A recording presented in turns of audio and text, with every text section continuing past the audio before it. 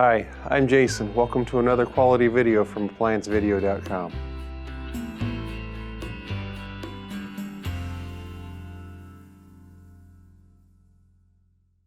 Today we are working on this Whirlpool freestanding range. We will show you how to remove and replace the bake element. To begin this repair, we must first access the rear and remove the back panels. Stop. Before beginning any repair, be sure to always disconnect the power to the appliance. It is also recommended to test the outlet for proper voltage.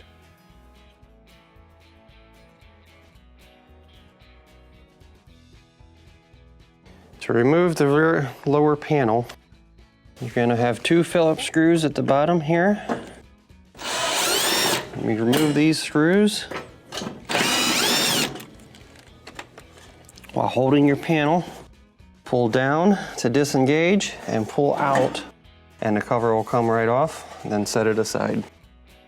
With the back panel removed, we have clear access to our bake element. Some reasons why we might be replacing or having an issue with the bake element are if you have it set on bake and it's not heating at all, or you see a physical burn spot in the element, or only half the element is lighting up. What you're going to want to do is pull your wires off your terminals, and you're going to want to check these two for power with the bake on. And you're going to want to be careful because you're going to have 240 volts flowing through here, so you do not want to touch this. Once you've checked your power and you have good power, you know you have a good relay or no burnt wires. Pull those out of the way. Set your meter to ohms, and you're going to check your element.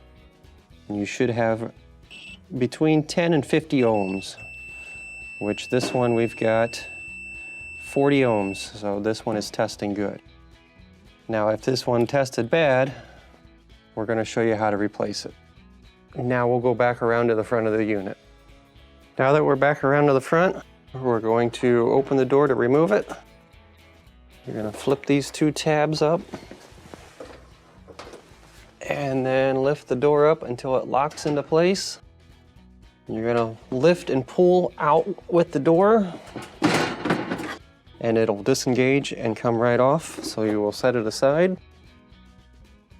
You're going to want to pull out your racks.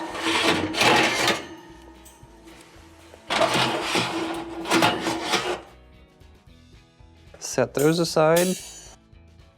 To remove your bake element, there are two Phillips screws that you will want to remove.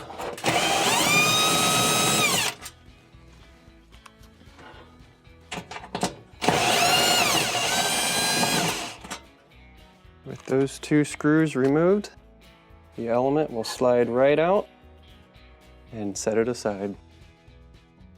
To install your bake element, you're going to take your new element, slide it through the slots of the insulation. You're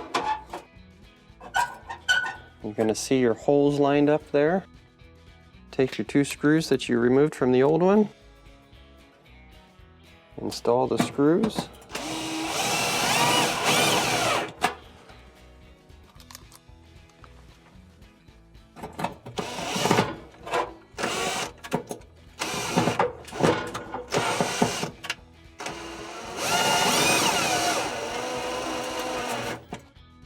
Next, reinstall the racks and the door.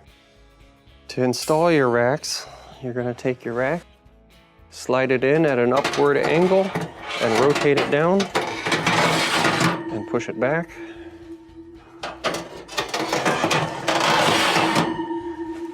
Grab your door that you had set off to the side, insert the two hinges into the slot. The bottom will engage. Keep pushing down on the door to unlock it. Push your tabs back into the hinge and close your door.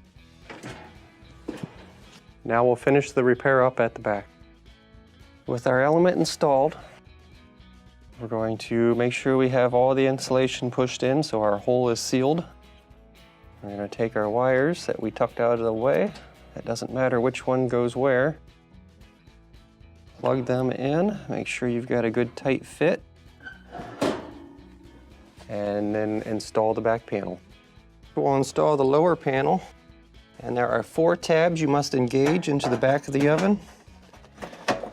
And slide them in and then slide it up until your screw holes align.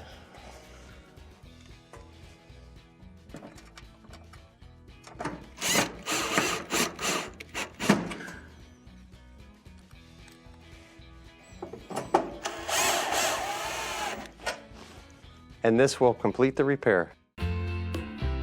Thank you for watching another quality video brought to you by ApplianceVideo.com.